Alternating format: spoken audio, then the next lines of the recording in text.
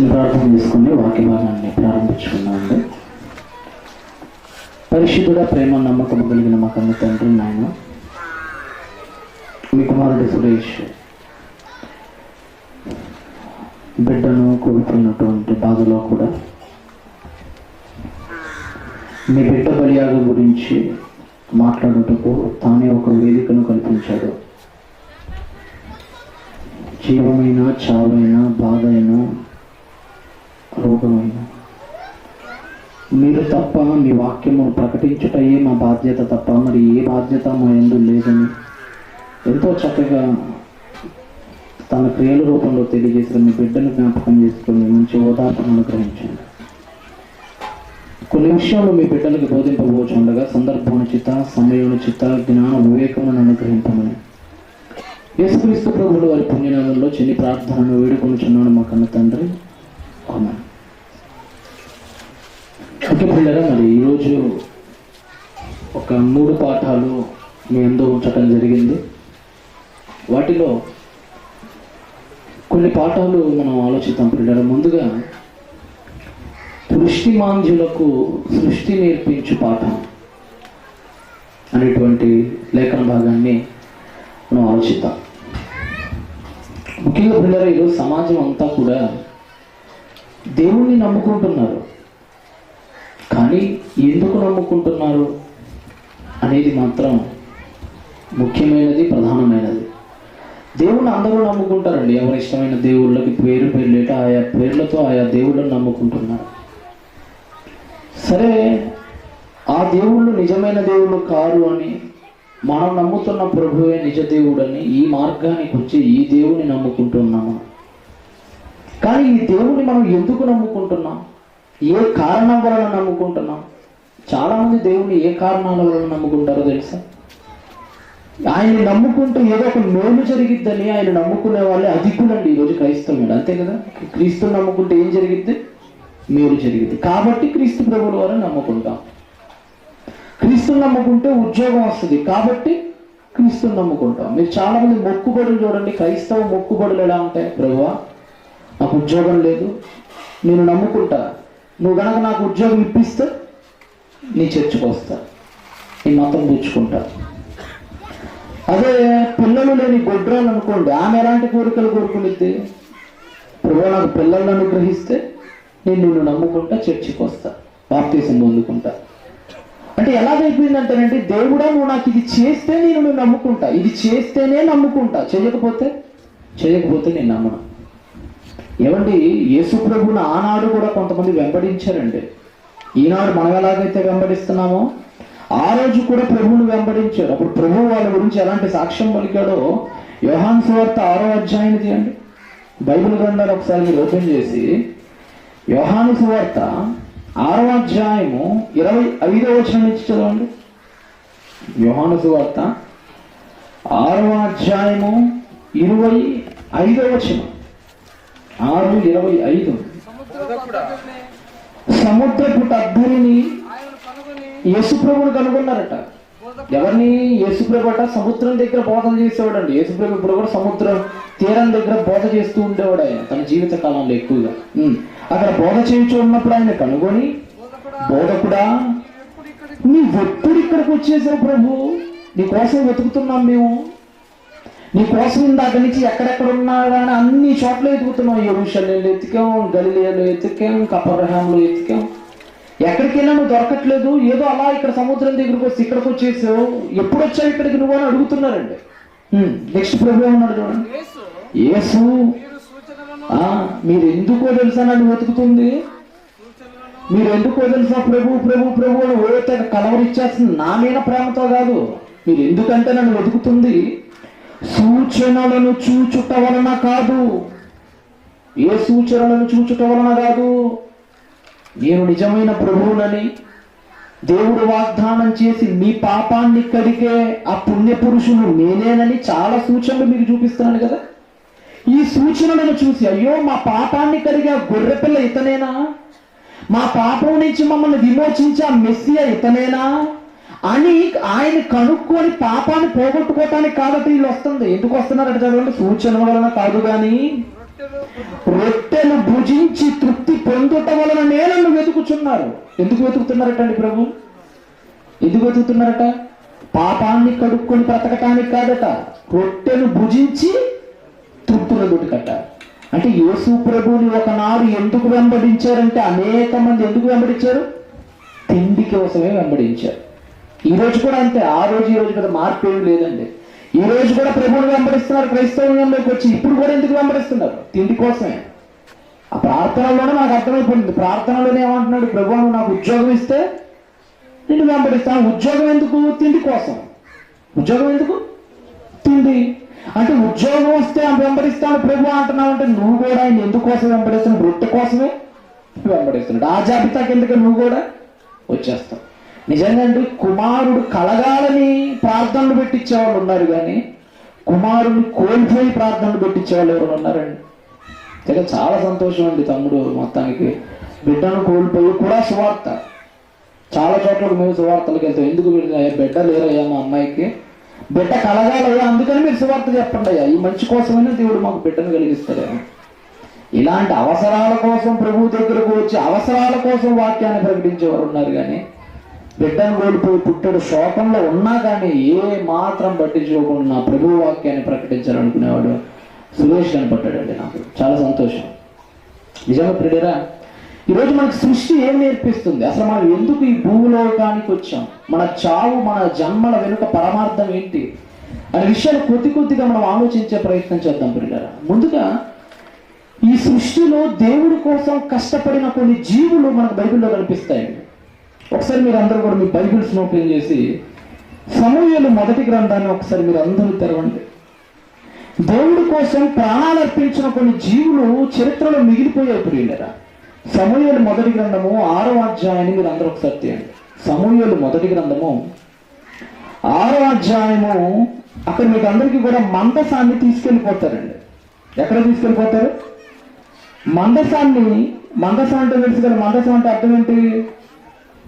మందసం అంటే అర్థం ఏంటండి? మోషే గారికి దేవుడు 10 ఆజ్ఞలు ఇస్తాడు కదా, 10 ఆజ్ఞలు. ఆ 10 ఆజ్ఞలని ఒక బంగారు పెట్టెలో పెడతారు. మోషే గారు కర్రను పట్టుకొని సముద్రాన్ని చీల్చేస్తాడు కదా, అహరోను కర్ర, ఆ కర్ర కూడా దానిలోనే ఉండేది. ఇవన్నీ కలిపినటువంటి ఆ బాక్స్ ని మందసం అంటారు. ఆ మందసాన్ని ఎవరు ఎత్తుకుపోతారంటే ఫిలిష్తీయులు ఎత్తుకుపోతారు. ఎత్తుకుపోయిన తర్వాత వాళ్ళకి అన్ని పొక్కులు గడ్డలు విపరీతంగా వచ్చేసినప్పుడు అక్కడ వాళ్ళకు నిర్ణయం తీసుకుంటారు. మొదటి సమూయేలు గ్రంథం 6వ అధ్యాయం 7వ వచనం చదవండి. 7వ వచనం చదవండి. కాబట్టి ఫిలిష్తీయులు అంటున్నారు, ఫిలిష్తీయులు ఏమంటున్నారంటే అయ్యా మందసం మన దగ్గర ఉండకూడదు, ఇది చాలా పవిత్రమైంది, మనం పాపులం అయిపోయాం, మన దగ్గర ఇది ఉండకూడదు, ఇశ్రాయేలీయులది ఈ మందసం వాళ్ళకే తిరిగి పంపించేద్దాం అని అనుకున్నారండి. అనుకుని ఏం చేస్తున్నారట? మీరు క్రొత్త బండి ఒకటి చేయించండి. జాగ్రత్తగా రండి. ఏం చేయించమన్నారండి వాళ్ళు? కొత్త బండి ఒకటి చేయించి కాడి మోయని పాడి ఆవులను రెంటిని తోలి వచ్చి ఏం చేయమన్నాడండి? కాడి మొయ్యని పాడి ఆవులు. ఏమంటే అసలు ఆవులు కాడి మోస్తాయా? సాధారణంగా కాడి మోసేవి ఆవుల ఎద్దుల? ఎద్దులు కాడి మోస్తాయి, అంతే కదా. ఎద్దులు బలిష్టంగా ఉంటాయి, తినే తిండి విషయంలో బలిష్టంగా ఉంటాయి. అందుకని అవి దున్నేటప్పుడు కూడా పొలాల్లో వేటినేస్తారు, దున్నపోతుంది కానీ ఎద్దులు కానీ ఉపయోగిస్తాం కదా. అంటే కాడి మోసేటువంటి సామర్థ్యం ఎవరికి ఉందంటే ఎద్దుకుంది, అంటే మగజాతికి ఉంది ఆ జంతువుల్లో కూడా. కానీ ఇక్కడ కాడి మొయ్యాల్సింది ఎవరట? ఎద్దులు కాదట, ఆవులట. ఏమంటే ఆవులు చాలా సున్నితంగా ఉంటాయండి. కాడి మోయ తగులుతాయి, చాలా సున్నితంగా ఉంటాయి, కేవలం పాలు ఇవ్వటానికి ఉపయోగపడతాయి తప్ప అంతకు మించి ఆవుల్ని మనం కాడి మోసే అంత పని అవి చేయలేవు, అంత సామర్థ్యం వాటికి లేదు. అయితే కాడి ఎప్పుడూ మొయ్యని ఆ ఆవుల్ని తీసుకురమ్మన్నాడు. ఆవులు కూడా ఏ ఆవులు అంటే పాడి ఆవులట. పాడి ఆవులు అంటే అర్థం ఏంటి? పాడి ఆవులు అంటే బిడ్డను అప్పుడే కానీ, లేకపోతే అప్పుడే ఒక చిన్న తోడపిల్లని కానీ ఈని పాలు అప్పుడే సమృద్ధిగా ఇస్తే స్థితిలో ఉన్నటువంటి ఆవులు ఏమంటాం? పాడి. పాడి ఆవులు ఇంకా సున్నితంగా ఉండిద్దండి. మామూలు ఆవులు సున్నితంగా ఉంటాయి, దానిలో పాడి ఆవులు ఎలా ఉంటాయి? ఇంకా సున్నితం, అంతే కదండి. ఇప్పుడు మనకు కూడా మన మనుషుల్లోనే తీసుకోండి, మగాడు పని చేసినంతగా ఆడవాళ్ళు పని చేయలేరు, మగాడు బరువులు మోసినంతగా ఆడవాళ్ళు వేయలేరు. ఆడవాళ్ళలో అప్పుడే ప్రెగ్నెంట్ అయ్యి అప్పుడే బిడ్డలు కానీ పాలు ఇచ్చే స్థితిలో ఉన్నారు, వాళ్ళు అసలు మోయగలుగుతారా? అంటే మన మానవ జాతిలోనైనా చక్కగా ఈ రోజుల్లో ఆపరేషన్ జరిగేటప్పుడైనా మత్తిస్తారు, అవునా? ఆడవాళ్ళకి ఈ రోజుల్లో మత్తిస్తారు, అనెస్థీషియా అంటారు ఇంగ్లీష్లో. మత్తిస్తారు, పెయిన్ కిల్లర్ ఇంజెక్షన్స్ ఇస్తారు నొప్పి భరించడానికి. ఆ డాక్టర్లు అందరూ కూడా చుట్టూరు చేరి ఆ బిడ్డని బయటికి తీసి ఆమెకు ఎలాంటి ఇబ్బంది లేకుండా ఎప్పటికప్పుడు సెలైన్లు, ఎప్పటికప్పుడు ఇంజెక్షన్లు, ఎప్పటికప్పుడు ట్యాబ్లెట్లు పర్యవేక్షణలో ఉంచుతారు. అంత ఉంచినా కానీ నొప్పి అలానే ఉంటుంది కదా, ఎంతో కొంత నొప్పి అనేది అలాగనే ఉంటుంది. అంటే ఆవులకి ఇలాంటి ఫెసిలిటీ ఏమైనా ఉందంటే, మన మనిషి పిల్ల ఎంతో ఉంటుంది, మా అయితే 2.5-3 కేజీలు ఉంటాడు. అదే ఆవు అయితే ఇంకా ఎక్కువ ఉంటుంది, 7 కేజీల దాకా కూడా ఉండొచ్చు బహుశా. మా ఇంట్లో లేవు కాబట్టి నాకు తెలియదు అంటే 7-8 కేజీలు ఉండొచ్చినేమో అనుకుంటున్నాను. ఇప్పుడు దానికి ఎలాంటి ఇంజెక్షన్స్ ఇవ్వరు, దానికి పెయిన్ భరించే ఇంజెక్షన్ ఏమైనా ఉంటుందా? ఇంజెక్షన్ ఏమి ఉండదు. లేకపోతే దానికి ట్యాబ్లెట్లు ఏమైనా వేస్తారు నొప్పి భరించడానికి? డాక్టర్లు ఏమన్నా చుట్టూరు వచ్చి జాగ్రత్తగా ఏమైనా తీస్తారా? తీరు. అంటే చాలా కష్టం అండి. అంత 7 కేజీల ఒక బిడ్డని బయటికి అలా పంపించాలంటే తన ద్వారం నుంచి అది ఎంత కష్టపడాలంటే మనుషులుగా మనమే తట్టుకోలేము. కానీ అవి తట్టుకోగలుగుతాయా? అంత కష్టపడి అంత రక్తాన్ని కూడా బయటికి పోనిచ్చేసి వణుకుతూ కాళ్ళన్నీ వణికిపోతే ఆ క్షణంలో బిడ్డ బయటకు వచ్చిన తర్వాత మురిసిపోయి ఆ బిడ్డను చూసినప్పుడు అది పడే ఆనందం కూడా చాలా గొప్పగా ఉండిద్దండి. పాలు ఇవ్వటానికి ప్రయత్నిస్తుంది తన బిడ్డకి. అలాంటి ఆవులు తీసుకురావాలంటే ఇప్పుడు ఎలాంటి ఆవుని మళ్ళీ చదవండి అదేమాట, కాడి మొయ్యని, అసలు ఆవులే కాడి మొయ్యలు. అలాంటి పరిస్థితుల్లో మళ్ళా పాడి ఆవులు అనగా బిడ్డల పట్ల బాగా ప్రేమ ఎక్కువ ఉంటుందండి. ఆవులకి మొట్టమొదటి బిడ్డలు పుట్టినప్పుడు అండి ఆక్సిటోసిన్ అని ఒక హార్మోన్ ఉండిద్దండి ప్రతి జీవిలో. పాలు ఇచ్చేవి క్షీరదాలు అంటారు. క్షీరం అనగా పాలు, తెలుగు గ్రాంధిక భాషలో పాలని క్షీరము అంటారు. గోక్షీరం అంటే గోపాలు అని అర్థం, ఆవు పాలు. క్షీరదాలు అంటే అర్థం ఏంటంటే పాలు ఇచ్చే జీవులు. అది ఆవు కానీ కుక్క కానీ ఏవైతే పాలు గుడ్డు పెట్టకుండా పాలు ఇచ్చే జీవుల్ని క్షీరదాలు అంటారు. వీటన్నిటిలో బిడ్డ పుట్టిన వెంటనే ఒక హార్మోన్ రిలీజ్ అవుతుందండి జంతువులు. ఆ హార్మోన్ ఆక్సిటోసిన్ అంటారు. అంటే లోపల ఉంటుంది ఆ హార్మోన్. అది ఏం చేపించింది అంటే అప్పుడే పుట్టిన బిడ్డల మీద ప్రేమ ఎక్కువయ్యేటట్లు చేసిద్ది. ఆ హార్మోన్ ప్రేమ ఎక్కువయ్యేటట్లు చేసిద్ది. ఉదాహరణకండి ఈరోజు బిడ్డలు చాలా మంది కంటున్నారు, తల్లులు చాలా మంది బిడ్డల్ని కంటున్నారు. పెళ్లి కాకమునుపు ఈ హార్మోన్ ఎక్కువ రిలీజ్ కాదండి. ఉదాహరణకి పెళ్లి కాని స్త్రీలు ఉన్నారండి, ఇంటి పక్కన వాళ్ళు పొరుగు పక్కన వాళ్ళు చిన్న చిన్న బిడ్డలు ఆడుకుంటూ ఉంటే ముద్దు చాలా ఎత్తుకుంటారు బిడ్డని. అలా ఎత్తుకున్నప్పుడు వాళ్ళు మూత్ర విసర్జన చేస్తుంటారు ఆటోమేటిక్గా, అవునా కదా? అప్పుడు ఆ బిడ్డ కదా అని అలా రాసుకొని పూసుకొని ఉంటారా, లేకపోతే అమ్మో ఈ బిడ్డ మళ్ళీ వాళ్ళ అమ్మకి ఇచ్చేస్తారు. వెంటనే తీసుకుని ఏమిస్తారు, మెల్లగా వెంటనే తీసుకుని ఎవరికి ఇచ్చేస్తారు? వాళ్ళ అమ్మకి ఇచ్చేస్తారు. ఇప్పుడు అదే సన్నివేశంలో పెళ్ళి అయింది అనుకోండి, నువ్వో బిడ్డ పుట్టాడు, ఆడు కూడా మూత్ర విసర్జన చేస్తాడు. అప్పుడు కూడా దూరంగా పెట్టేస్తారా, లేకపోతే నా బిడ్డే కదా అని అపురూపంగానే చూసుకుంటారా? నా బిడ్డే కదా అని. ఆడు బిడ్డే ఈడు బిడ్డే కదా. ఆడు తాగేది పాలు, ఈడు తాగే ఈడేం తేంది అవుతాడు. ఆవిడ తాగేది పాలే, ఈడు తాగేది పాలు. ఆడు 2.5-3 కేజీలే, ఈడు 2.5-3 కేజీలే. ఆడు మనలా మనిషే, ఈడు మనిషే. మరి అప్పుడు ఆ మూత్ర విసర్జన ఒకటే, ఈ మూత్ర విసర్జన మరి అక్కడ చీదరించుకోండి, ఇక్కడ ఎందుకు చీదరించుకోవట్లేదు? కారణం ఏంటో తెలుసా? దానికి దీనికి తేడా ఏంటో తెలుసా? వివాహం అయిన తర్వాత ఒక ప్రక్రియ జరుగుతుంది మనిషి శరీరంలో. ఆ ప్రక్రియ ఏంటంటే భర్తతో కలిసిన తర్వాత గర్భవతి అయిన తర్వాత యువతి ఆమెలో ఒక హార్మోన్ ఉంటుందండి, మెదడులో ఉంటుంది, అది పిట్యూటరీ గ్లాండ్స్ అంటారు. అక్కడ ఒక హార్మోన్ ఉంటుంది, అది రిలీజ్ చేస్తారు దేవుడు పెళ్ళైన తర్వాత. అది ఎప్పుడైతే రిలీజ్ చేస్తారో బిడ్డమైన విపరీతమైన మమకారం. అప్పటిదాకా ఏది బిడ్డలంటే జస్ట్ ముద్దు పెట్టుకోవడానికి మాత్రమే ఉండే మన ప్రేమ, మూత్ర విసర్జనాలు కడగటానికి కూడా ప్రేమ వెళ్ళిపోయేట్టుగా చేసే హార్మోన్ ఆక్సిటోసిన్ అంటాం. అది అప్పుడే రిలీజ్ అవుతుంది, ప్రతి జీవిలో రిలీజ్ అవుతుంది. అలా రిలీజ్ అయి ఉంటుంది ఇప్పుడు ఆ పాడి ఆవుకి. అంటే చాలా ప్రేమ ఉంటుంది ఎవరి మీద? బిడ్డ మీద విపరీతమైన ప్రేమ. అంత ప్రేమ ఉన్నటువంటి ఆ ఆవుడు రెండింటిని తోడుకొని వచ్చి ఏం చేయాలో మీరు చదవండి. అది ఎంత త్యాగం చేసిందో చెప్తున్నాను మీకు. దేవుడి కోసం మనిషి ఎంత త్యాగం చెయ్యాలో ఒక ఉదాహరణ అండి, చదవండి. కాడి మొయ్యని పాడి ఆవుల్ని రెంటిని తోడు వచ్చి బండికి కట్టాలంటే ఇప్పుడు బండికి కట్టి వాటి దూడలను వాటి దగ్గర నుండి ఇంటికి తోలేయాలి. ఏం చేయాలట? తోడలు అప్పుడే పాలిస్తున్న పాడేవాళ్ళకి తోడలంటే ఇందాక మనం అదే చెప్పుకున్నాం, చాలా ప్రేమ. అలాంటి దూడలట దీని కళ్ళ ముందు ఇంటికి తీసుకెళ్ళిపోవాలట. ఏమంటే ఏ తల్లి వచ్చిద్దాడు కదా చెప్పండి, ఎత్తిద్దాడు కదా, ఖచ్చితంగా ఏడుస్తుంది కదా. మీరే పాలు తాగే బిడ్డలు ఉంటారండి.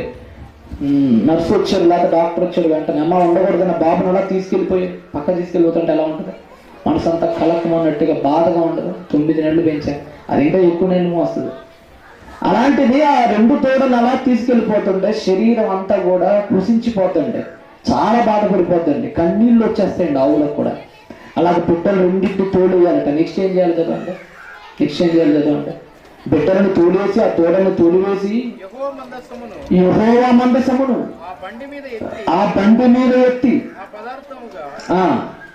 ఆయనకు మీరు అర్పించవలసిన బంగారపు వస్తువులను దాని ప్రక్కనే చిన్న పెట్టెలో ఉంచండి. వచ్చి ఎన్నో వచ్చిన చదువుతున్నారు మీరు? 8 వెరీ గుడ్ 8. అర్పించవలన బంగారపు వస్తువులు దాని ప్రక్కనే చిన్న పెట్టెలో ఉంచి అది మార్గంలో పోయినట్లుగా విడిచిపెట్టాలి. నెక్స్ట్, అది దశమిషుకుపో మార్గమున బడి ఈ దేశపు చర్యకు దాటిన ఎడల ఆయన గొప్ప కీడు. మన ఇదంతా చాలా విషయం అంటే 10వ వచనం కదండి. 10వ వచనం, వారు బండి పెట్టారండి, ఆ బండి మీద మందసం పెట్టారు, ఈ బండి అలా వెళ్ళిపోయింది, వాళ్ళ దేశానికి వెళ్ళిపోయింది. వెళ్ళిపోయిన తర్వాత ఏం జరిగింది చదవండి. 2 పాడి ఆవులను తోలి తెచ్చి ఆ బండికి కట్టి వాటి దూడలను ఇంటి లోపల పెట్టారు. యెహోవా మందసాన్ని అంతా కూడా దాని మీద పెట్టారు. పెట్టిన తర్వాత పక్క పేజీకి ఇప్పండి ఏం చేశారు వాళ్ళు. 14 వచ్చిన చదవండి, 14 వచ్చిన చదవండి. ఇప్పుడు ఆ బండి దర్శనిషు వారిని యెహోషువ యొక్క పొలములోనికి వచ్చి అక్కడ ఒక పెద్ద రాతి దగ్గర నిలవగా వారు బండి యొక్క కర్రలను చీల్చి ఆవులను యెహోవాకి దహన బలిగా అర్పించారు. ఏం చేశారట? ఆ పాడి ఆవులు రెండింటిని చీల్చేసి ఏం చేశారట? యెహోవాకి ఏం చేశారట? దహన బలిగా అర్పించారట. దానికి బయలుదేరే ముందు తెలుసండి మళ్ళా తను తిరిగినానన్న విషయం. ఇక తెలుసు, జంతువులకి తమ చావు ఎప్పుడో తనకు తెలిసిపోతే మనకు తెలియదు. మన చావులు జంతువులకు తెలుసు. జంతువులకి ప్రకృతిలో జరగబోయే ప్రమాదాలు కూడా ముందే తెలుసు. భూకంపాలు వచ్చినాయి అనుకోండి మనకు తెలియదు, కానీ కుక్కలకి, కుందేళ్ళకి, ఏనుగులకి, ఏనుగు తెలుసా. ఇప్పుడు మనకి నీళ్లు ఉన్నాయి అనుకోండి, మనకి నీళ్లు ఉన్నాయని తెలియాలంటే మన కళ్ళతో చూసి ఆ నీళ్లు ఉన్నాయని గ్రహిస్తాం మనం. ఒక ఏనుగు నీళ్ళని ఎన్ని కిలోమీటర్ల దూరంలో గమనించగలదో తెలుసా? 20 కిలోమీటర్ల దూరంలో నీళ్లు ఉండగా దానికి ఇప్పుడే అర్థమైపోయింది నీళ్లు ఉన్న 20 కిలోమీటర్ల దూరంలో. అంత నాసిక జ్ఞానం జంతువులకు ఉంటుంది. జంతువులకి తమ ప్రాణం ఎప్పుడు పోతుందో కూడా తెలుసండి. ఆ ఆవుకి బయలుదేరే ముందు తెలుసు. ఏం తెలుసు? తను మళ్ళా తిరిగి రానన్న సంగతి తెలుసు. తనను మళ్ళా కట్టేసి చంపేసి యెహోవాకి బలిగా ఇస్తారన్న సంగతి కూడా తెలుసు. అన్నీ తెలిసి కూడా కాడి మోయటానికి సిద్ధపడి అండి ఆ పాడేవాడు. అంటే దేవుడి కోసం ఎవరెవరు వదులుకునేది? ఎప్పుడు చేయని పనిని కూడా చేయటానికి, ఎప్పుడు కాడి మోయలేదు తన జీవితంలో. కానీ నా ప్రభువుకు నన్ను ఆహ్వానించాడు. ఇప్పుడు నేనేం మోయాలి? కాడి మోయాలి. నా బిడ్డల్ని కన్నాను, అది వాటికంటే నాకు ఎక్కువ ఎవరు ముఖ్యం? నా దేవుడు ముఖ్యం అని బిడ్డల్ని కూడా వదిలేసుకుంది, ప్రేమను కూడా వదిలేసుకుంది. చివరికి తానే తిరిగి రానన్న సంగతి తెలిసి కూడా ఏమైపోయింది? అక్కడికి వచ్చేది బలైపోయింది. అంటే అంత త్యాగం మన జీవితాల్లో మనం ఎప్పుడైనా చేయగలం. ఏమంటే దేవుడి కోసం బిడ్డను వదులుకుంటారు చెప్పండి. మీరు ఎవరైనా బిడ్డను వదులుకుంటారా? ఒక ఆవు వదులుకుందండి బిడ్డను. ఎప్పుడు చెయ్యలేని పని ఎప్పుడైనా మీరు చేయగలిగారు దేవుడి కోసం? ఒక ఆవు చేసిందండి. ప్రాణాన్ని ఎప్పుడైనా ఇవ్వగలిగారు? కనీసం పైసలు ఇవ్వగలిగారే ప్రాణం తర్వాత. కానీ ఆవు ఏం చేసింది? ప్రాణాన్ని ఇచ్చింది, బిడ్డల్ని ఇచ్చేసింది, ఇంకా తనను తానే అర్పించేసుకుంది. చెయ్యని పని కూడా చేసింది దేవుడి కోసం. ఇప్పుడు మనకి ఎవరు పాఠం నేర్పిస్తున్నారు చెప్పండి? ఒక ఆవును చూడంగానే పాలు పిత్తుకోవటం కాదు మీకు నేర్చుకోవాల్సింది. ఏం నేర్చుకోవాలి? సమూయేలు మొదటి గ్రంథంలో ఆవులు చేసిన త్యాగ గుర్తుకు రావాలి మీకు. ఎప్పుడైనా సరే సృష్టిని చూసినప్పుడు అండి, కోడిని చూడంగానే నోట్లో నీళ్లు పొంగటం కాదు, ఎప్పుడు కూర వండేసుకొని తినేస్తామని. ఏం నేర్చుకోవాలి? కోడిని చూడంగానే, సృష్టిని చూడంగానే ఏం నేర్చుకోవాలి మనం? మనకి దృష్టిమాంద్యం అంటే గుడ్డితనం వచ్చింది మనకి. ఈ గుడ్డితనంలో ఉన్న మనకి దేవుడి కోసం బతకకుండా అవసరాల కోసం పోయే మనకి దేవుడు చెప్తాడు, సృష్టిని చూడండి రా నా కోసం ఎంత త్యాగం చేస్తుందో. సృష్టి గొప్పగా మనం గొప్పగా చెప్పండి. ప్రపంచంలో ఇన్ని జీవరాశులు ఉన్నాయి కదండి. ఒక ఆవు, ఒక కుక్క, ఒక పిల్లి, దేనికైనా నోరు ఉందండి మళ్ళీ మాట్లాడటానికి? నోరుందా? దేనికి లేని నోరు ఎవరికి పెట్టాడు దేవుడు? ఎందుకు పెట్టాడు ఆయన? నోరు ఎందుకు ఉపయోగిస్తున్నారు చెప్పండి మీరు మీ జీవితాల్లో? అసలు మన దేవుడి కొరకు నోటిని ఉపయోగించో, చేతల్ని ఉపయోగించో, కనీసం ఆలోచనైనా ఉపయోగిస్తున్నాం మనం దేవుడి కోసం.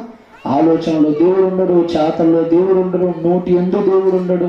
మరి ఎందుకండి మనకి చెప్పండి అవయవాలు? ఒక జంతువు మనకు నేర్పిస్తుందండి. మరొక జంతువుని ఆలోచిద్దాము. సృష్టిలో మనకు పాఠం నేర్పించే మరొక జంతువు రాజుల గ్రంథంలో ఉంటుంది చూడండి. రాజుల గ్రంథం, మొదటి రాజుల గ్రంథం 17వ అధ్యాయం. రాజుల మొదటి గ్రంథం 17వ అధ్యాయం. ఏమండి, విపరీతమైన కరువు వస్తుందండి. కరువు, క్షామం. ఎక్కడ? ఇశ్రాయేలు దేశంలో విపరీతమైన కరువు తాండవిస్తున్నాడు. కనీసం తినటానికి కూడు కూడా లేదండి. అప్పుడు తినటానికి కూడు కూడా లేదు, తాగటానికి నీళ్లు కూడా లేవు, ద్రాక్షారస పంటలు కూడా లేవు. ఆ రోజుల్లో రండి వాళ్ళు నీళ్లు తాగరండి, వాళ్ళకి నీళ్లు తక్కువ. ఇశ్రాయేల్లో వాళ్ళు ఏమైనా తాగారంటే వాళ్ళకున్న ఏకైక దిక్కు ద్రాక్ష పంట. కరువు వచ్చేసిందంటే ద్రాక్ష తోటలు లేవు ఇప్పుడు అక్కడ. అంటే తాగటానికి ఏం లేవు వాళ్ళకి. ద్రాక్షారసం అనే నీళ్లతో సమానమైన ద్రాక్షారసం కూడా లేదు. తిందామని గోధుమ పంటేస్తే పంట రావట్లా. ఎందుకంటే ఆ రోజు అక్కడ ఏం జరుగుతుంది? క్షామం. ఇక్కడ మనకి ఇదే రాజుల గ్రంథంలో ఆలోచిస్తారంటే చివరి వాళ్ళు ఈ కరువు కాటకాల వల్ల తర్వాతి కాలాల్లో పావురపు రెట్టను కూడా తినేవాళ్ళటండి. పావురపు రెట్ట, దాన్ని కూడా తినేవాళ్ళట. ఎందుకు?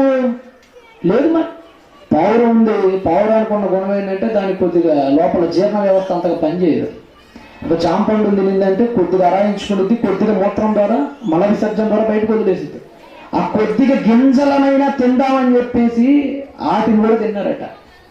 అంతటి కరువులు తాండవిస్తున్నాయి ఆ రోజుల్లో. అలాంటిది ఒకనొక కరువు వచ్చింది 17వ అధ్యాయంలో. అప్పుడు తన భక్తుడైనటువంటి ఏలియా అనే ఒక ఆయన ఉంటాడండి. రాజుల మొదటి గ్రంథం 17వ అధ్యాయం అండి. 17వ అధ్యాయము 2వ వచనం చదవండి. మొదటి 2 వచనాలు చదవండి. ప్రారంభం మరియు ద్వితీయ వచనాన్ని చదవండి. అంతటి గిలాదు కాపురస్తులు సంబంధీయుడును తిష్బీయుడనైన ఏలియా. తిష్బీయుడు అంటే ఆయన ఊరు పేరు. అది మీ ఊరు ఎలాగో పెద్ద తొమ్మలోనే ఆయన ఊరి పేరు తిష్బీ. నజరేయుడైన యేసు అంటే అర్థం ఏంటి? ఆయన నజరేయుడు అంటే నజరేతుకు సంబంధించిన వాడు. అలాగే తిష్బీయుడు అంటే తిష్బీ అనే ఊరికి చెందినవాడు. యెరూషలేం 15 కిలోమీటర్ల దూరంలో ఉంటుంది ఆ ఊరు. తిష్బీయుడు అనే ఏలియా అహాబు వద్దకు వచ్చి, ఎవరిని సన్నిధిన మీరు నిలబడి ఉన్నానో ఇశ్రాయేలు దేవుడైన యెహోవా జీవము తోడు నా మాట ప్రకారము గాక ఈ సంవత్సరములలో మంచు గాని వర్షము గాని పడదని ప్రకటించాడు. ఏమని శాపం పెట్టాడండి ఏలియా? పాపం చేస్తున్నారు రాజులు, మాట వినట్లేదు రాజులు. ఎలికి శాపం పెట్టాడు. ఏమని శాపం? క్షామం రాబోతుంది, అదే మీకు శాపం. ఈ సంవత్సరాలలో వర్షం గాని మంచు గాని పడదు. ఎందుకంటే పంటలు పండాలంటే మంచు కూడా ఉండాలి. మంచు ద్వారా పండే పంటలు కొన్ని రకాలు ఉంటాయి. ద్రాక్ష పంట ముఖ్యంగా మంచు ఎక్కువగా తీసుకుంటుంది. అదే ఇలా మంచు కానీ వర్షం కానీ పడదు. అంటే మీ దగ్గర మీ పొలాల్లో ఏం పండదు? పచ్చదనమే ఉండదు. మీ పొలాలు ఎండిపోయిన రాళ్ళు మాత్రమే మిగులుతాయని చెప్పాడండి. నెక్స్ట్ ఏం జరిగిందో చదవండి. పిమ్మట యెహోవా వాక్కు అతనికి ప్రత్యక్షమై, నీవు ఇచ్చట నుండి తూర్పు వైపునకు పోయి యోర్దానునకు అనగా ఒక నది, ఆ నదికి ఎదురుగా కెరీతు వాగు దగ్గర దాగి ఉండుము. ఆ వాగు నీరు నీవు త్రాగుదువు. అచ్చటికి నీకు ఆహారము తెచ్చినట్లు నేను కాకోలములను ఆజ్ఞాపించి తిని. కరువు వచ్చినప్పుడు ఏలియా గారి నుండి కెరీతు వాగు దగ్గరికి వెళ్ళమన్నాడు. అదొక వాగు, అదొక నీటి సెలయేరు.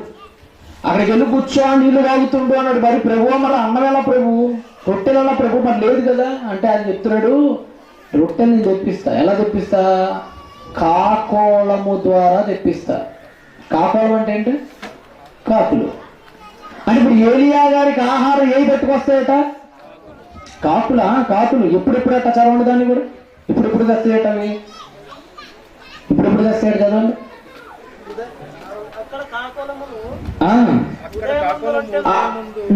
Very good. అక్కడ ఆలోచన, అక్కడ కాకోలములు అనగా కాకులు మార్నింగ్ ఉదయమందును రొట్టెను మాంసాన్ని, అస్తమయమందు రొట్టెను మాంసమును అతని కొరకు తీసుకుని వచ్చుచుండను. ఏమేమి తీసుకొస్తున్నాయటండి? ఎన్ని పూటలు తెస్తున్నాయట? ఉదయం సాయంత్రం. ఉదయం అందును అస్తమయమందును ఏమేమి? రొట్టెను మాంసాన్ని. ఎన్ని రోజులు? ఎన్ని సంవత్సరాలు కరువు అయితే ఉందో అన్ని సంవత్సరాలు తీసుకొచ్చినాయట. అసలు కాకులు ఏమండి ఎప్పుడైనా తీసుకొస్తాం చూసారండి మీరు?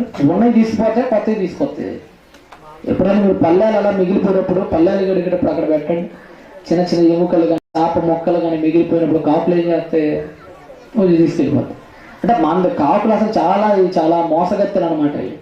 ఎప్పుడెప్పుడు దొరుకుతాయో అని కళ్ళు వేసుకొని చూస్తూ ఉంటాయి ఇళ్ళ దగ్గర దూరి. అలాంటి కాకులకు ఆయన ఏమని చెప్పాడు? ఇప్పటిదాకా దొంగతనాలు చేసావు కదా కాకులారా, ఇప్పుడు త్యాగాలు చేయాలి. ఏంటా త్యాగాలు? నా పెద్దన్నాడు, కరువు వచ్చింది, రొట్టెని మాంసాన్ని తీసుకెళ్ళాలి. ఎప్పుడెప్పుడు తీసుకెళ్ళాలి? పొద్దున సాయంత్రం. అసలుకే కరువు వచ్చిందండి.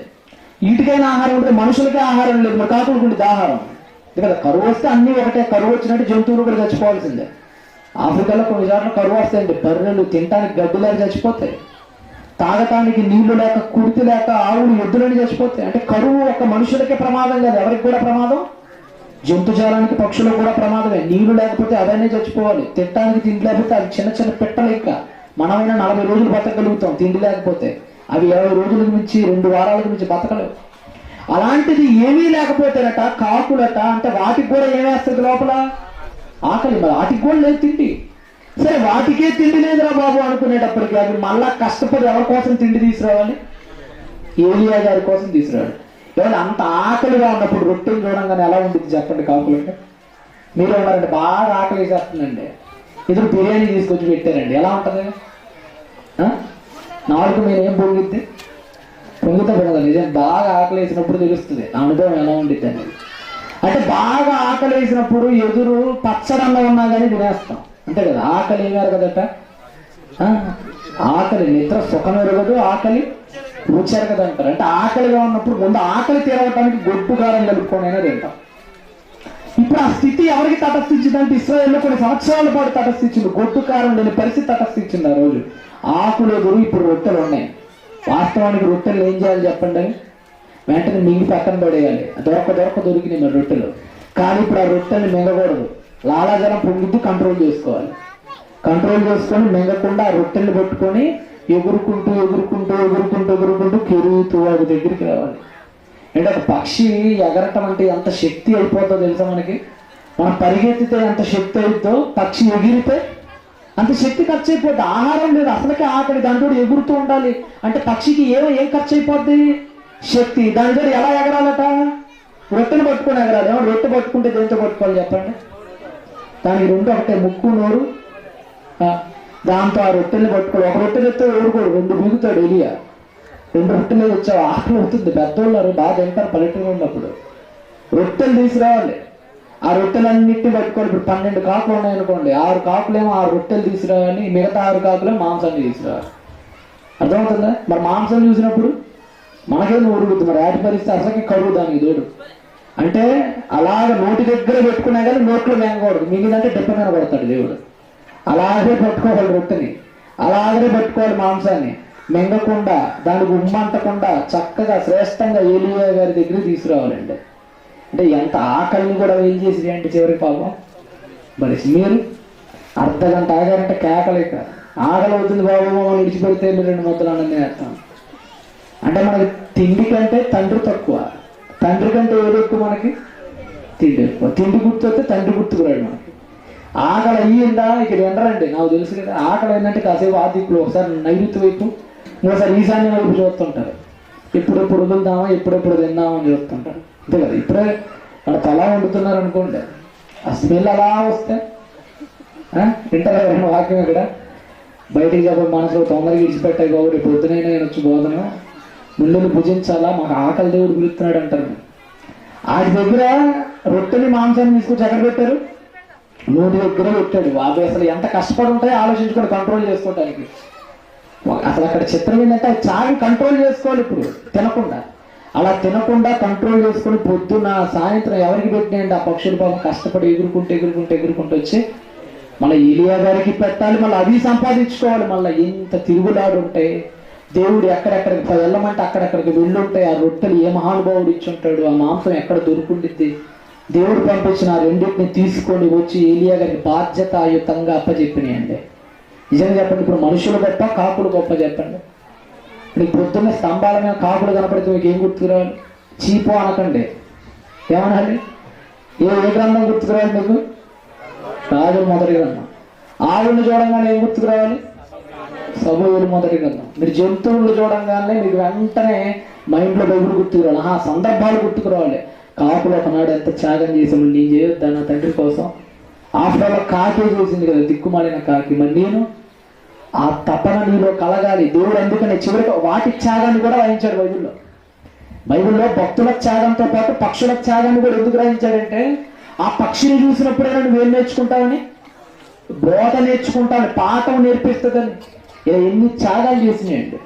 మరొక జంతువులు కూడా చూద్దాం ఒకసారి బైబిల్ గ్రంథంలో. మనం మత్తయి సువార్త తీయండి ఈసారి. ఒకటేమో భూమి మీద నడిచే ఆవును చూసాం, ఆకాశంలో ఎగిరే పక్షిని చూసాం, ఇప్పుడు సముద్రంలో వెళ్ళే మరో జీవిని చూద్దాం. ఏమండి? రాజుల మొదటి క్షమించండి, మత్తయి సువార్త. ఒకనొక రోజు షెకెల్, యోహాను సువార్త చేయండి. యోహాను సువార్త కదండి, ఒక్క నిమిషం అలానే ఉండండి చెప్తాను. మత్తయి సువార్త 17వ అధ్యాయం. మత్తయి సువార్త 17వ అధ్యాయం 24వ వచనం. మత్తయి సువార్త 17:24. వారు ఎవరు? యేసుక్రీస్తు ప్రభువుల వారు శిష్యుల్లో అగ్రగణ్యుడు పేతురు గారు. వాళ్ళిద్దరు ఎక్కడికి వచ్చారట? కపెర్నహూముకి వచ్చారట. వచ్చినప్పుడు ఏమండి, అరశెకెలు అరశెకెలు పన్ను ఉండేదండి. 30 ఏళ్ళు 30 లోపల ఉంటే అరశెకెలు పన్ను కట్టాలి. ఇంటి పన్ను ఎలాగైతే మనం కట్టాలో ఆ రోజుల్లో కూడా దేహ పన్నులు ఉంటాయి, శిస్తులు కట్టాలి. అలా పేతురు దగ్గరకు వచ్చారు. పేతురు దగ్గరకు వచ్చి ఈ బోధకుడు ఏంటి పన్ను కట్టాలి కదా, యేసుప్రభు పన్ను కట్టడా, అరశెకెలు చెల్లింపడా అని అడిగారట.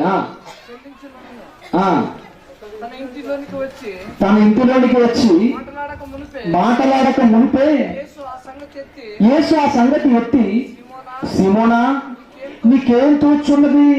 భూరాజుల సుంకమును పన్నును ఎవరి యొక్క వసూలు చేతులు, కుమారుల యొక్క అన్యుల యొక్క అని అడిగిన అతడు అన్యుల యొక్కనే అని చెప్పగా, అలాగైతే కుమారుడు స్వతంత్రమైన మనం వారికి అభ్యంతరము కలగజేయకుండానట్లు నువ్వు సముద్రానికి పోయి, ఇప్పుడు నుంచి బాధ్యతండి, సముద్రానికి పోయి గాలము వేసి మొదట పైకి వచ్చు చేపను పట్టుకొని దాని నోరు తెరచినేదలా ఒక షెకెల్ దొరుకుతుంది. ఏం దొరికిద్ది అన్నాడంటే, అరశెకెలు 30 ఏళ్ళు ఉన్నాయి కాబట్టి ఇద్దరు గట్టిగా ఆయన ఒక అరశెకెలు కట్టాలి, ఈయన ఒక అరశెకెలు కట్టాలి.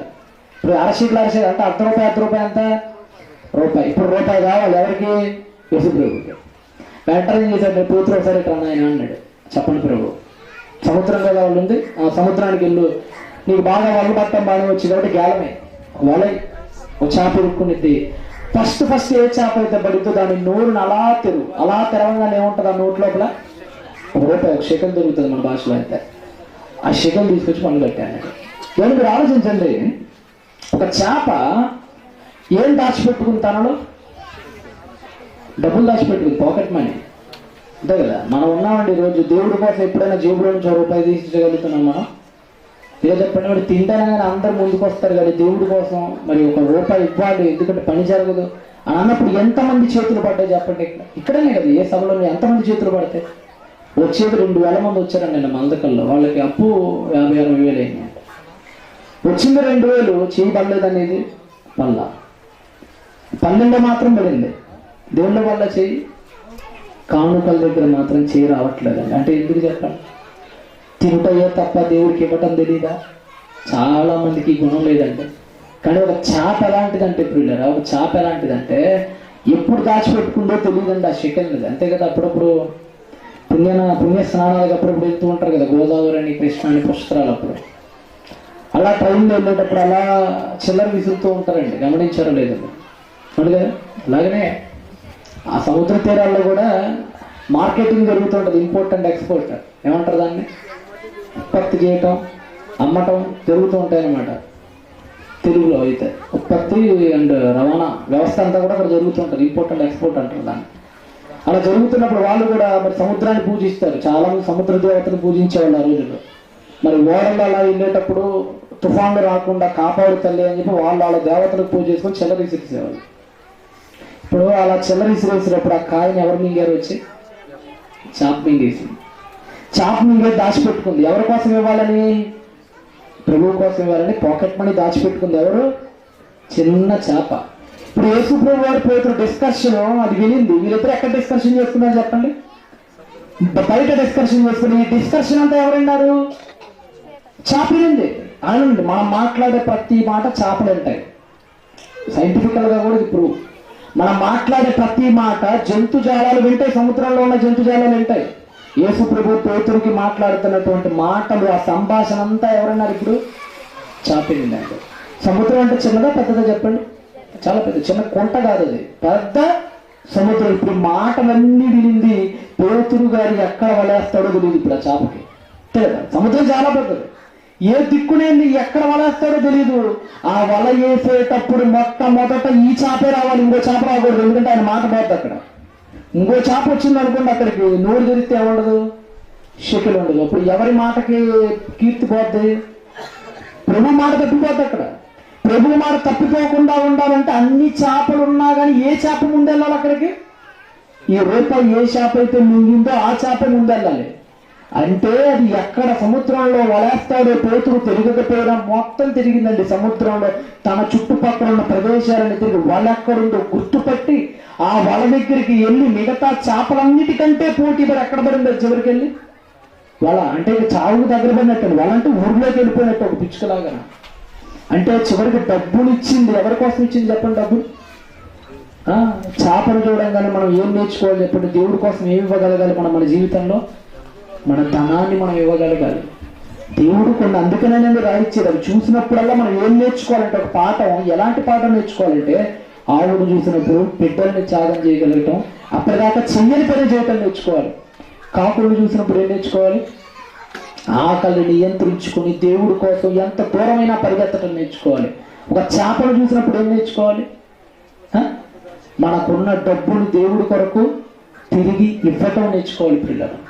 ఇలా మనం బైబిల్లో దృష్టి మళ్ళీపోయిన మనందరికీ దేవుడు ఎలా పాఠాలు నేర్పించాలనుకున్నాడు ఈరోజు చెప్పండి?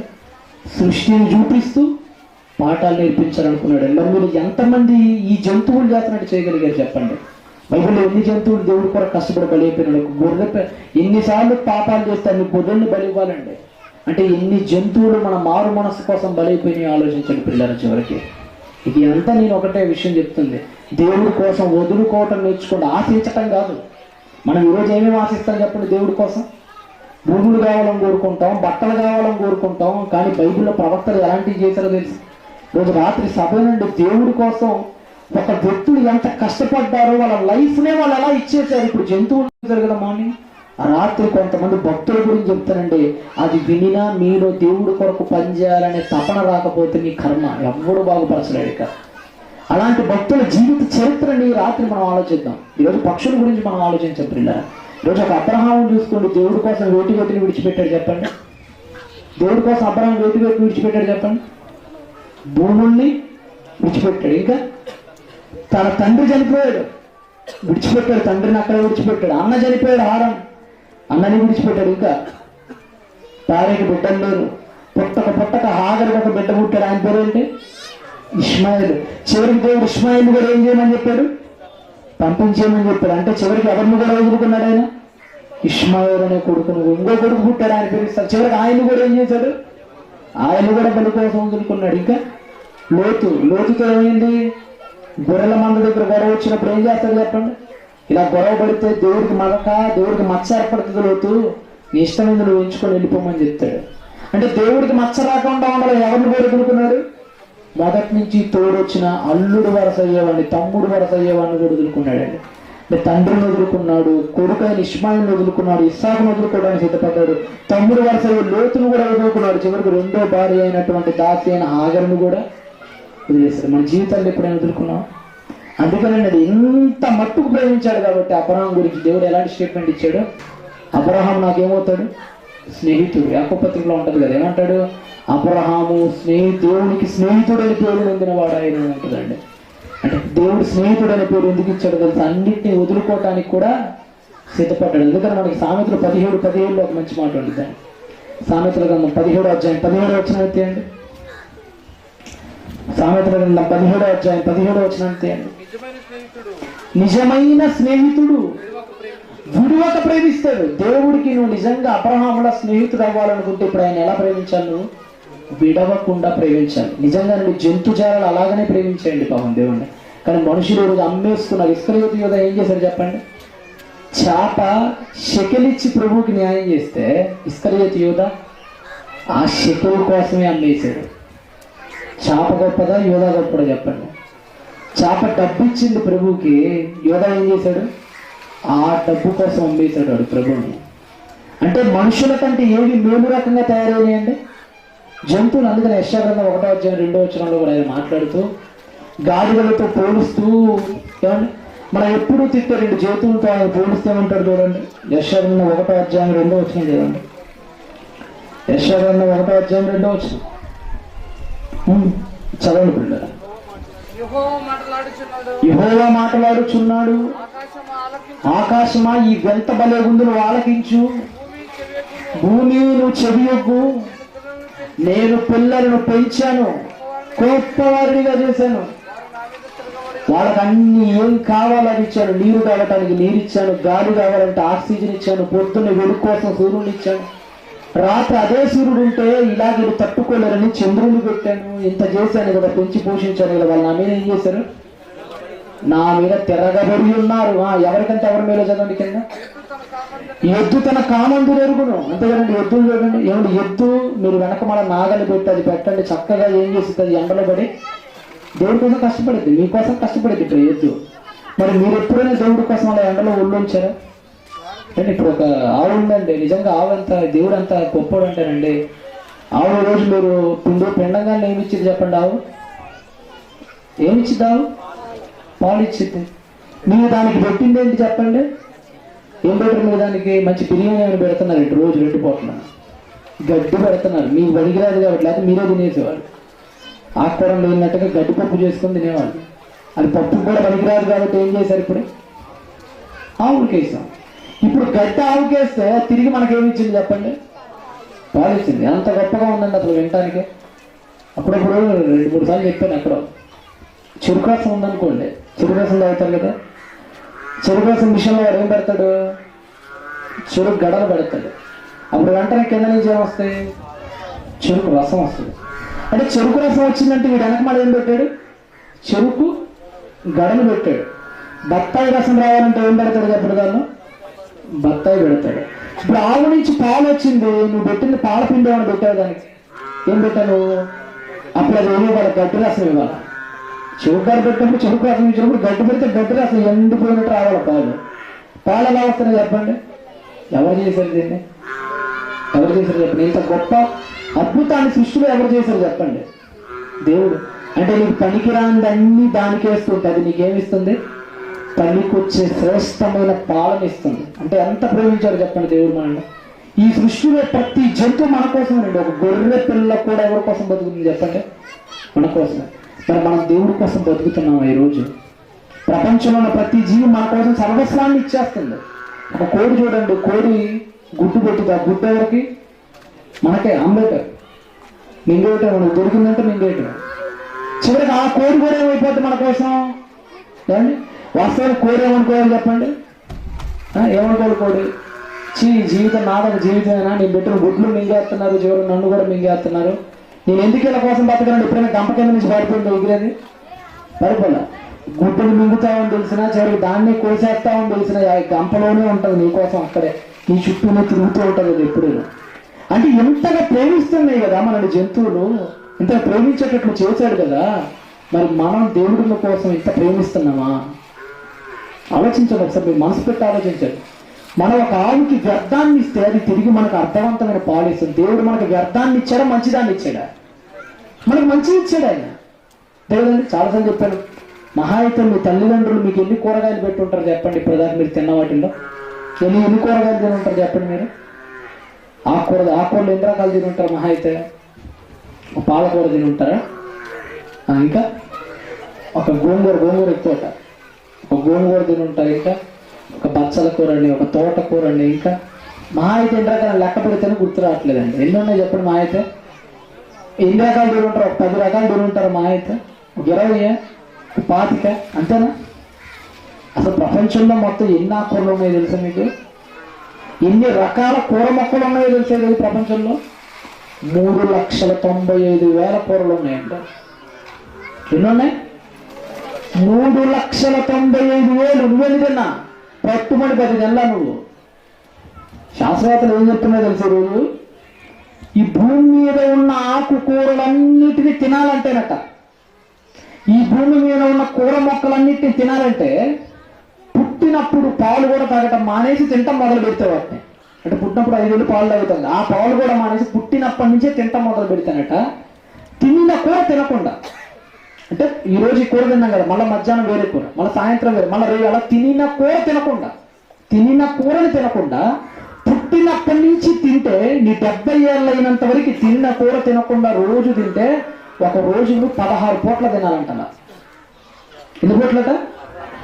రోజుకి 16 పూట్ల పుట్టినప్పటి నుంచి తినిన కూర తినకుండా తింటేనట నీ చచ్చిపోయే లోపల మహా అయితే 70% ఆకుకూరలను మాత్రమే తినగలుగుతావట. అంటే ఎన్ని రకాలు ఉన్నాయి? నువ్వు చచ్చేంత వరకు ఊపిరాడకుండా తిన్నా తరగనంత ఆకుకూర సంపద ప్రపంచంలో పెట్టారండి. ఎంత ప్రేమిస్తే పడతారు చెప్పండి. మన నాన్న ఎప్పుడైనా అంత ఇచ్చారండి మన కోసం? మహా అయితే నాన్నను ఒక అరటిపండు అడిగితే 1 డజన్ అరటిపండు తెచ్చి ఉంటాడు, మహా అయితే 2 డజన్లు వేస్తాడు. కానీ దేవుడు ఎన్ని పెట్టాడండి ఈరోజు ప్రపంచంలో? మీరు తింటారు కదా ఫ్రూట్స్, మహా అయితే ఒక యాపిల్, ఒక బత్తాయి, కొన్ని తిని ఉంటారు. అసలు తినదగిన ఎన్ని ఉన్నాయో తెలుసా? మొత్తం 1,00,000కు పైగా ఉన్నాయటండి కేవలం తినేవే. ఇన్ని ఎవరు పెడుతున్నారు చెప్పండి? ఈ లోపల ఎంత ప్రేమించుంటే అంత విస్తారమైన చేయడానికి మన బయట తగిలి ఉంటుంది చెప్పండి. ఈరోజు ఆ పండ్లన్నీ కూడా ఎవరి కోసం అండి? మన జంతువుల కోసం, మన కోసం. చెప్పండి, ఎవరి కోసం? మన కోసమే. చిత్రం ఏంటో చెప్పమంటారు? ఇందాక దేవుడు అంత సృష్టిని అంత చక్కగా చేశాడంటారండి. ఆయన మేకలు, నక్కలు ఉంటాయండి, వాటికి ఎత్తులో పెట్టిన ద్రాక్షకాయలు అందుతాయా? ఎవరికి అందుతాయి? మనకే అందుతాయి.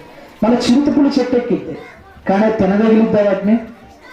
ఎక్కేదేమో తినకుండా చేశాడు, తినే వాటినేమో ఎక్కకుండా చేశాడు. అర్థమవుతుందా దేవుడు సృష్టి? ఎక్కే చిరుతుపులేమో మాంసాన్ని తింటది, కొరగానే తినలేదు. అంటే ఎక్కే శక్తి ఉన్నదానికి ఏ శక్తి ఇవ్వలేదు ఆయన? వాటికి తినే అవకాశం ఇవ్వాల. తినే అవకాశం ఉన్న వాటికి ఏ శక్తిని ఇవ్వాల? ఎక్కే శక్తిని ఇవ్వాల. అంటే ఎంత ప్లాన్డ్గా దేవుడు ఈ సృష్టిని మన కోసం, మళ్ళీ ఈ చిరుతుపుళ్ళన్నీ తింటబట్టి మనకేం ఉండవు. వెళ్ళిపోగా ఎండిపోయిన చెట్టు, ఆకులు తప్ప కూరగాయలు కనిపించవు మనకి. ఎంత గొప్పగా ఆయన ఈ సృష్టిని సృజించాడో ఆలోచించాడు పిల్లరా. నిజంగానంటే ఆయన సృష్టిని ఆలోచిస్తుంటే మైండ్ పోతుంటుందండి. అప్పుడప్పుడు అనుకుంటుంటాం కదా, అలా కొబ్బరి చెట్టు అలా కనపడగానే పైన కొబ్బరి టెంకలు కనపడుతుంటాయి, వాటిని పైకెక్కి కొట్టాలా కదా. ఒకవేళ అదే అట్నే కనుక లూజ్గా పెట్టాడు అనుకోండి, కొట్టే అవకాశం లేకుండా అలా ఇద్దరు తప్పని కింద పడింది, దానికి ఏమైపోతుంది చెప్పండి? తల పగిలిపోయి రక్తం, అటు రక్తం ఇటు రక్తం వచ్చి ఇంటికి పోతుంటాం మనం. అంటే ప్రతి దాని వెనుక దేవుడు ఎంత గొప్పగా చేశాడు. నారింజ పండు ఉంటుంది కదా, మీరు ఎప్పుడైనా ఆలోచించారా? ఒక నారింజ పండు తొక్కని, పైన చాకెట్ ఫ్రూట్ ఉంటుంది కదా, నారింజ తొక్కను అలా తీసి కళ్ళ దగ్గర పెట్టుకుని అలా అనుకోండి, ఏమొచ్చింది? కళ్ళలో మాటలు ఎందుకు వస్తాయి చెప్పండి? అసలు ఆలోచిస్తారు ఎప్పుడైనా? దేవుడు అర్థం కావాలంటే సృష్టిని ఆలోచించండి. అదే చెప్తాడు దేవుడు ఎప్పుడైనా సరే. మీకు దేవుడు ప్రేమ అర్థం కావాలంటే ఏం లేదండి, ముందు తినే ముందు ఏంటా ఇది అని ఆలోచించండి అంతే. ఒక నారింజని అలా వట్టంగానే మనకేమొస్తుంది కళ్ళమ్మట? ఒక ఆనియన్ ఏమంటారు తెలుగు? ఆనియన్స్, ఉల్లిపాయలు తరగంగానే ఏమొచ్చింది కళ్ళమ్మట? ఎందుకు వస్తుంది చెప్పండి? దానివల్ల ఏం ప్రయోజనం ఉందని మనకి? మన ఆడవటం దేవుడికి ఇష్టం. మరి ఎందుకు దేవుడు అలా మనం ఏడ్చేటట్టు పెట్టాడు? అక్కడే దేవుడు మీకు అర్థమవుతాడు. ఎందుకు పెట్టమంటారు చెప్పమంటారా? మనం రోడ్డు మీద అలా వెళ్తూ ఉంటామండి, దుమ్ములు వేస్తాడు, అవునా? రకరకాల మలినాలు, మైక్రో ఎలిమెంట్స్ అంటారు ఇంగ్లీష్లో అయితే, చిన్న పరాన్న జీవులన్నీ ఎక్కడికి వెళ్ళిపోతుంటాయి? కళ్ళలోకి వెళ్ళిపోతుంటాయి. అవన్నీ ప్రపంచంలో ఏ డాక్టర్ తీయలేడు. అలాగనే ఉంటే కళ్ళు 5 రోజుల్లో పాడైపోతాయి. అంత విష క్రిములు ఎక్కడికి వెళ్ళిపోతాయి? రోడ్డు మీద వెళ్ళేటప్పుడు మనకి ఈ గాలిలో సంచరిస్తున్న ఆ ఎలిమెంట్స్ అన్ని మన కళ్ళలో వెళ్ళిపోతాయి. ఎప్పుడైతే నువ్వు ఆ యొక్క నారింజ తొక్కు వచ్చేటప్పుడు ఆ యాసిడ్ ఉంటుంది దాని లోపల, మ్యాలిక్ యాసిడ్ అంటారు దాన్ని, అది ఎప్పుడైతే నీ కళ్ళలోకి వెళ్ళిపోద్దో అప్పటిదాకా వెళ్ళిన తుమ్ముని, ఆ విషక్రిమి కీటకాన్ని అది చంపేసి తనకున్న శక్తితో నీ కళ్ళని బాగా అయ్యేటట్లు చేసేటాడు. అంటే దేవుడు ఎందుకు పెట్టాడు చెప్పండి? దేవుడి కోసమా, కీడి కోసమా? ఆయన పాపం తొక్కలో కూడా నీ ఆరోగ్యం గురించి ఆలోచించాడండి. మనం తొక్కలేని పక్కన విసిరేస్తాం, ఆ తొక్కలో కూడా ఆయన ఏం పెట్టాడు నీకోసం? నీ మేలు అంటే ప్రతి దాన్ని దేవుడు తయారు చేసేటప్పుడు ఏం ఆలోచించాడు? నారింజ చేసేటప్పుడు అనుకున్నాడు ఆయన, నా బిడ్డలు వెళ్ళేటప్పుడు కళ్ళల్లో దుమ్ము పడితే వాళ్ళకి తెలియదు, పాపం తెలియకుండానే వైద్యం చేయాలి వాళ్ళకి, ఈ తొక్కను అలా బలవంగా యాసిడ్ వెళ్ళి దాన్ని సంహరించేటట్లుగా చేశాడట ఒక తొక్కను కూడా ఆయన. అంటే దేవుని ప్రేమ మీకు అర్థమైతే పిల్లలు ఎంతమంది పోయినా నా దేవుడు ఉన్నాడు అనుకుంటారండి. రోజు సురేష్కి అదే అర్థమైంది, నా దేవుడు నాకంటే గొప్ప ఆయన నన్ను చాలా ప్రేమించాడు, ఈయన కాబట్టి 10 మందిని ఇస్తాడు ఆయన నాకు. ఎంతమందిని ఇస్తాడు ఆయన? యోబు గారు కోల్పోయారండి, ఎంతమందిని ఇచ్చాడు ఆయన? తిరిగి రెట్టింపిచ్చాడు, ఇస్తాడు ఆయన. ఆ ధైర్యం ఎవరికి ఉండాలా? పడకూడదు. మన ప్రేమండి ఇచ్చిన బిడ్డ ఇస్సాకును ఏం చేసేదట ఆయన? అబ్రహాం బలిచ్చాడట. బలివ్వకముందు ఆయనకున్న విశ్వాసం ఏంటో తెలుసా? మృతులలో నుండి సహితము బ్రతికించుటకు నా దేవుడు శక్తిమంతుడు. ఆ ధైర్యం ఎవరికి ఉంది? రోమపత్రిక 4:17 ఎంత తీయండి ఒకసారి. రోమిలకు రాసిన పత్రిక 4వ అధ్యాయం 17 వచ్చిన చదవండి. చదవండి పిల్లగా. తాను విశ్వసించిన దేవుని ఎదుట అనగా మృతులను సజీవులుగా చేసేస్తాడు ఆయన. చచ్చిపోయిన తర్వాత మనల్ని తిరిగి లేపేస్తాడు ఆయన. మృతులను సజీవులుగా చేయువాడును, లేని వాటిని ఉన్నట్టుగా పిలుచువాడు ఆయన దేవుని ఎదుట అతడు మనకందరికీ తండ్రి ఉన్నాడు. గారికి ఉన్న విశ్వాసం ఏంటంటే ఇస్సాకు మొండం వేరు తల వేరైపోయినా మరలా దేవుడు ఆజ్ఞాపిస్తే ఆ రెండేమైపోతాయి? అతుక్కుపోతాయనే విశ్వాసం దేవుడుకున్నాడు. ఆ విశ్వాసం మీకు దేవుడి మీద ఉండాలి. ఆయన ప్రేమ అర్థమైతే ఆయన కోసం మీరు ఏదైనా చేస్తారండి. ఆయన కోసం ఏమి ఇస్తారో తెలుసా? చివరికి ఈ ప్రాణాన్నైనా ఇచ్చేస్తారు. ప్రభు అదే చేశాడు చూడండి. కాబట్టి పిల్లల సృష్టిని చూసినప్పుడు మనం ఏం పాఠం నేర్చుకోవాలి చెప్పండి? దేవుడి ప్రేమ మనకు అర్థం కావాలి. ప్రపంచంలో ఉన్న ప్రతి జీవరాశిని చూసినప్పుడు, ప్రతి పక్షిని చూసినప్పుడు, ప్రతి పండుని చూసినప్పుడు మనకేమో అర్థం కావాలి?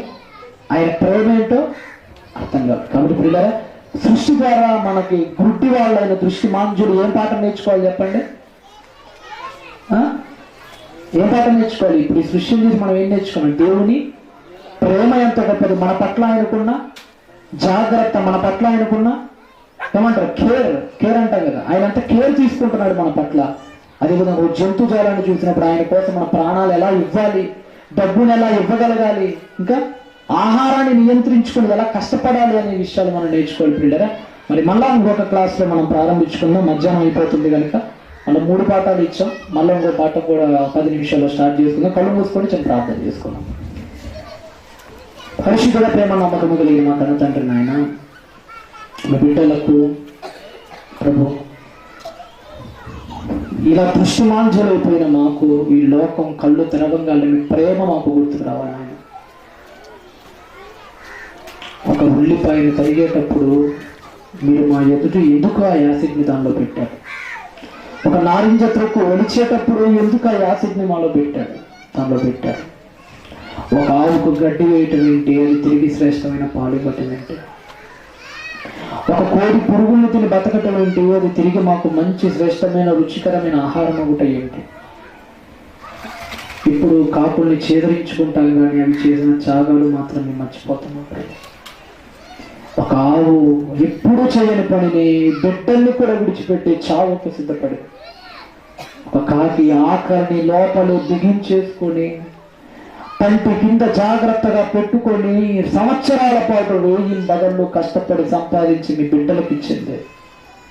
ఎప్పుడో మింగిన కాసుని ఒక చేపతనంలో దాచిపెట్టుకొని మీరు అడిగారని తన ప్రాణాన్ని కూడా ఇవ్వటకు సిద్ధపడి తన సిరిని కూడా ఇచ్చేసింది. ఒక గాడిద, ఒక ఎత్తు, ఒక కోడి, ప్రపంచంలో ఉన్న ప్రతీది మా కొరకు బలైపోతుంది ప్రభు. కానీ మేమే మీ కొరకు బలిగా లేకపోతున్నాం. ప్రతి దానికి తిండి తిండి తిండి తిండి కడుపును చూసుకుంటున్నాం తప్ప మాకు ఈ జన్మనిచ్చిన మీ వైపు మేము చూడట్లేదు ప్రభు. చూడదగిన ఆత్మీయ నేత్రాలను వెలిగించాను. ఈరోజు ఒక బిడ్డను కోల్పోవచ్చు ఆయన, మీ కుమారుడు సురేష్.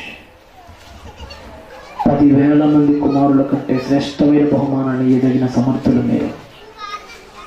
జీవం మీ చేతుల్లో ఉంది ప్రభు. మృతినందించేవారును మీరే, జీవం ప్రసాదించేవారును మీరే, గాయపరిచేవారును మీరే, కట్టువారును మీరే. మీరుండగా మాకు ఏ లోటు లేదు ప్రభు. మీరుంటే చాలు నాయన. తినటానికి తిండి లేకపోయినా, ఉండటానికి బిడ్డలు లేకపోయినా, తోడుగా భార్య లేకపోయినా, బతకటానికి ఆహారం లేకపోయినా మీరుంటే చాలు నాయన. మీ పట్ల ప్రేమని మానవ జాతికి అనుగ్రహించమని కోరుకుంటాం. యేసు ప్రభువు వారి నామములో ప్రార్థన అడిగి వేడుకొనుచున్నాడు మా కన్న తండ్రి. ఆమేన్.